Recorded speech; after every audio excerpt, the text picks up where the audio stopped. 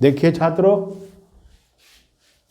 कई लेक्चर दे चुका present indefinite पर, और आज देखिए प्रेजेंट इंडेफिनिट पर एक ऐसा स्ट्रक्चर दे रहे हैं जो एक स्ट्रक्चर 4 ढंग से लिखा रहा है।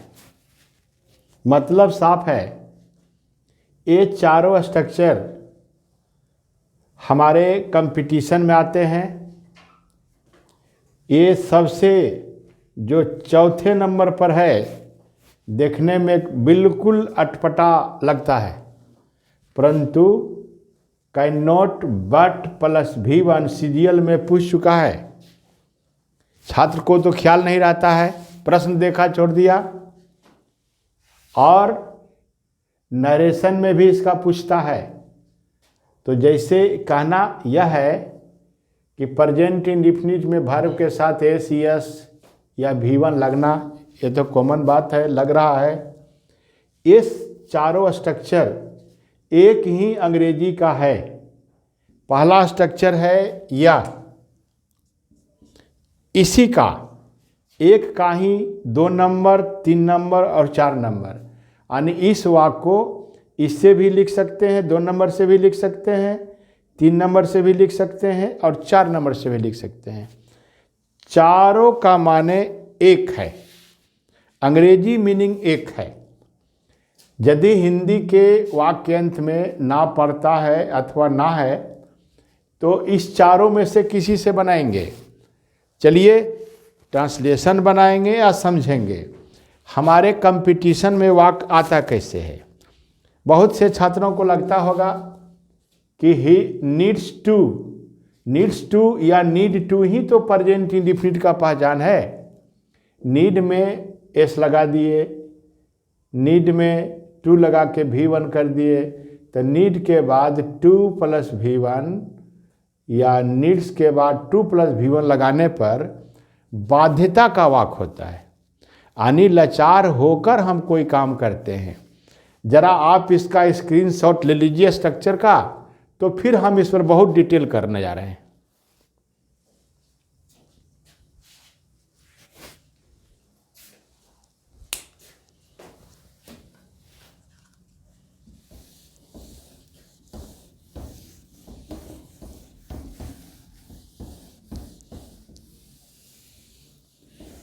देखिए छात्रों,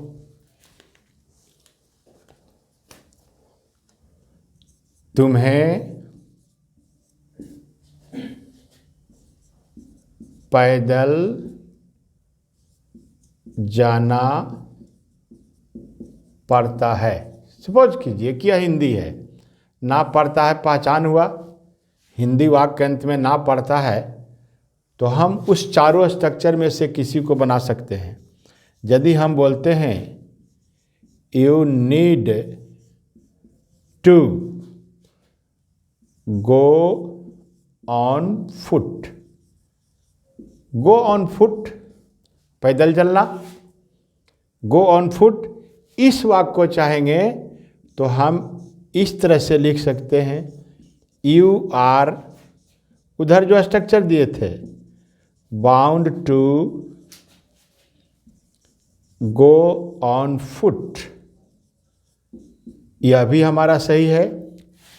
और तीसरा ढंग हुआ जो हम लिखे थे, have to, you have to go on foot, ये हमारा तीसरा विधि हो गया। चौथा विधि में दिए थे can not but, you can not but go on foot. पहले तो आप समझिए कि इसी का ये 3 अंग्रेजी हो रहा है, 1 नंबर, 2 नंबर और 3 नंबर। तो फिर एरर हमको कैसे आता है? ये तो हमारा स्ट्रक्चर हो गया, खैर स्ट्रक्चर हो गया। अब जरा एक और वाक्य देते हैं, जरा देखिए।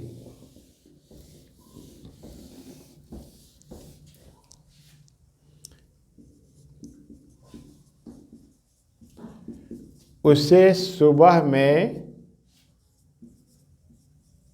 टहलना पड़ता है।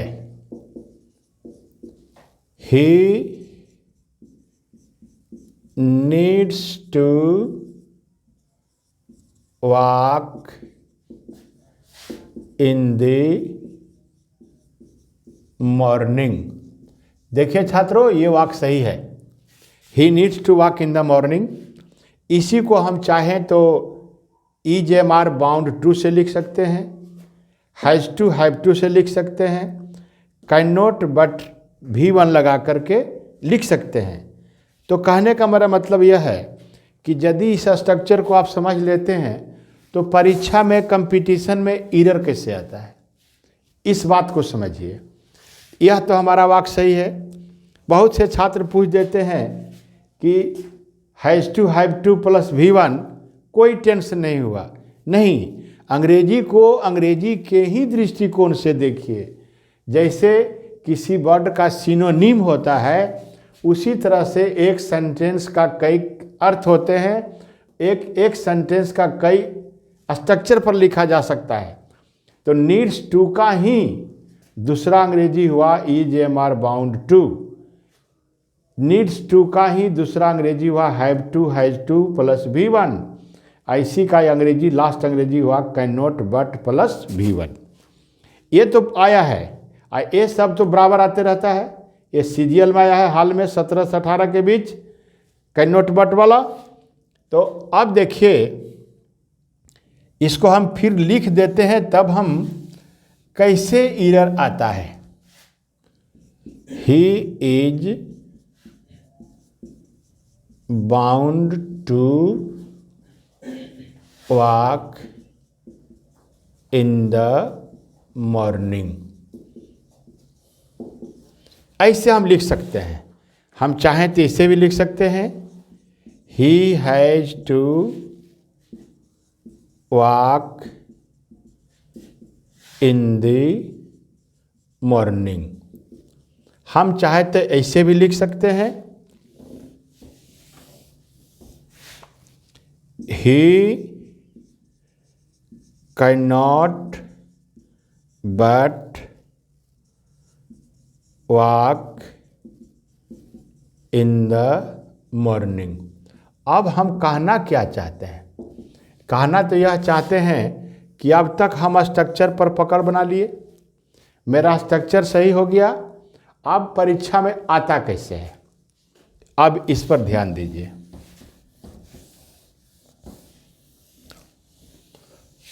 कंपल्सन का जो माने होता है, कंपल्सन बाध्य, बाध्य होकर कोई काम करना, ऐसे परीक्षा में प्रश्न आता है। मान लिया जाए ही हैज नो साइकिल। यदि प्रश्न कहता है कि ही के पास साइकिल नहीं है, यानी ही साइकिल नहीं रखता है, ही हैज हैव के बाद V3 नहीं रहेगा तो प्रेजेंट इंडिफिनिट, और हैव के बाद V3 रहेगा तो प्रेजेंट परफेक्ट। तो he has no cycle present indefinite का वाक्य है। ही हैज नो साइकिल, यहाँ रहे सो माने इसलिए हो गया। अब यदि कहें कि ही के पास साइकिल नहीं है, ही को स्कूल जाना है, ही के पास साइकिल नहीं है, मोटरसाइकिल नहीं है, तो पैदल तो जाना पड़ेगा। तो लाचार होकर कोई काम करना के अर्थ में ये सारे स्ट्रक्चर आते हैं। तो he has no cycle, so he goes to school on foot. देखिए छात्रों, वह गलत हो गया। हम यही सिखाना चाह रहे हैं कि प्रेजेंट इंडिफिनिट में एस तो लगता है, तो देखने में तो सही लगता है। ही के पास जब साइकिल नहीं है, इसलिए वह पैदल स्कूल जाता है। पैदल स्कूल जाता है मतलब आदत हो गई, ऐसी बात नहीं है। बात यह है कि जब ही के पास साइकिल नहीं है तो लाचार होकर ये he needs to go to school, he is bound to go to school on foot. On foot तो हमारा इसका सही हो जाएगा he has no cycle so he needs to go to a school on foot. देखिए छात्रों, ये सही हुआ। इसके पास साइकिल जब नहीं है तो लाचार होकर इसको पैदल स्कूल जाना पड़ता है। ही गोज टू स्कूल सही नहीं होगा, यही समझना है। इसी को कहते हैं कंपल्सन, लाचार होकर कोई काम करना। जब हम देखते हैं गौर से तो ही गोज टू स्कूल देखने में तो ही गोज बिल्कुल सही है, लेकिन इसको देखिए, इसको देखिए, इसको देखिए, ही के पास साइकिल नहीं है, इसलिए लाचार होकर he needs to go to school on foot. हम चाहें तो यहाँ ही हैज़ टू भी लिख सकते हैं। He has to go to a school on foot, हम यह भी लिख सकते हैं। यानी इस चारों स्ट्रक्चर में से कोई लिख सकते हैं। हैज़ टू लगा सकते हैं, is am are bound to लगा सकते हैं। कैन नॉट बट तो भूलिएगा नहीं, कैन नॉट बट और is am are bound to ये तो बार बार आता है, ये तो सीरियल में आ चुका है। ओके, फिर दूसरा देखिए, फिर देते हैं।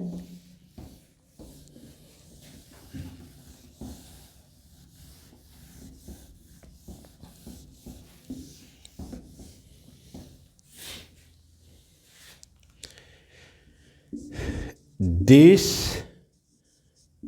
leader is corrupt। देखो, यह नेता भ्रष्ट है। So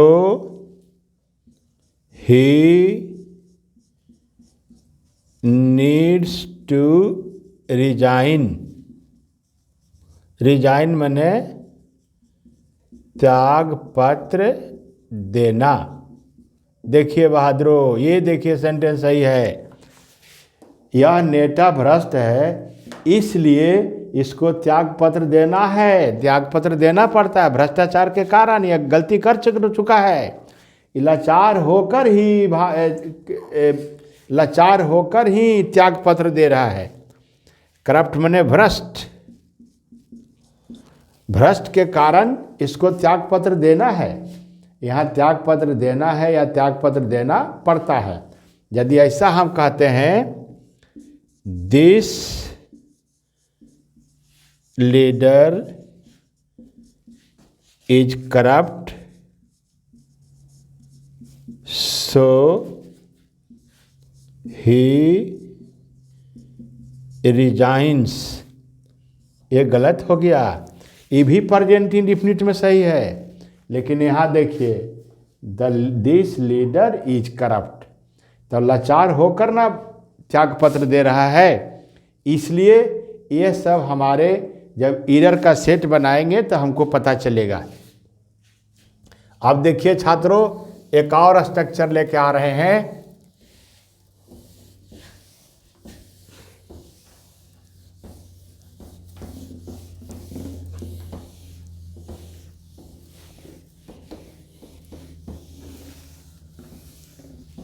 देखिए, एक और रूल लेकर आ रहे हैं, तब सेट कराएंगे इसका।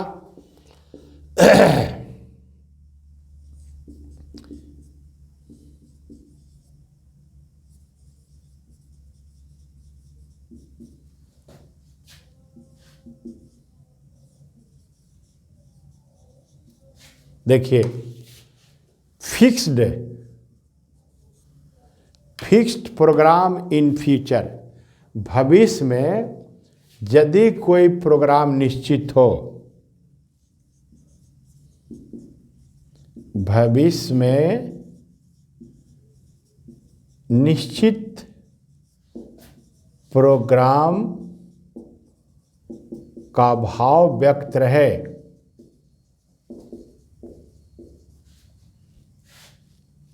अर्थात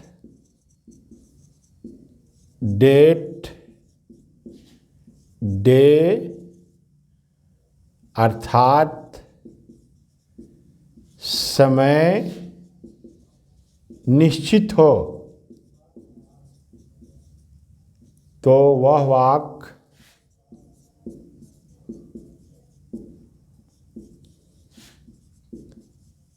प्रेजेंट इंडेफिनिट में प्रयोग होता है। छात्रों देखिए, बहुत भी आई है, ये बार बार कंपटीशन में आता है।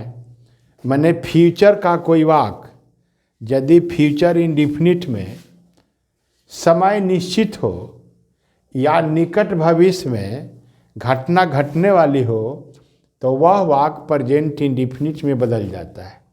जैसे देखिए, गौर से देखिए, he will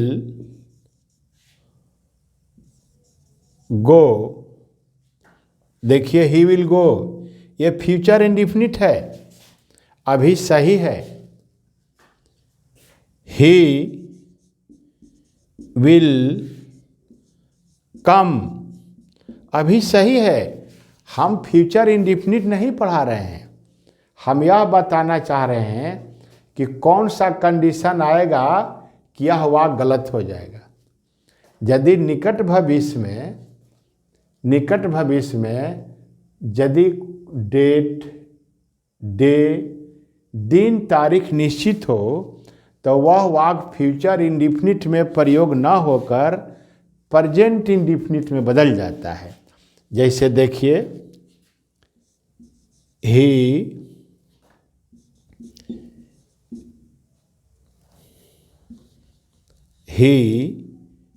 will visit, he will visit Patna on Monday. देखिए छात्रों, अभी वाक्य गलत हो चुका है।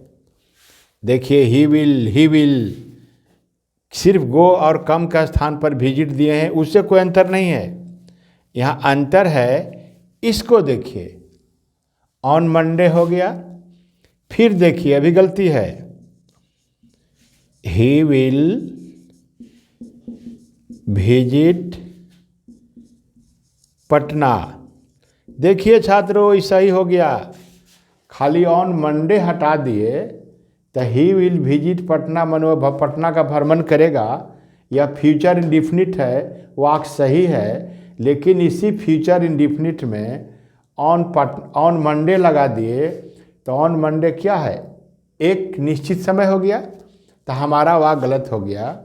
यदि फ्यूचर इंडेफिनिट में समय सूचक शब्द लग जाए यानी निश्चित समय का बोध हो तो वह वाक्य प्रेजेंट इंडेफिनिट में बदल जाता है। मैं यह कहना चाहता हूँ, तो इसका शुद्ध होगा, ही विजिट्स पटना ऑन मंडे। देखिए छात्रों, ये हमारा सही हो गया। जब मंडे नहीं था तो he will visit Patna future indefinite सही है, लेकिन मंडे लगा दिए तो यह हमको प्योर प्रेजेंट इंडेफिनिट में बदल रहा है। देखिए कितना शानदार समझने का चीज़ है, कितना सुंदर एरर है। फिर एक और देखिए,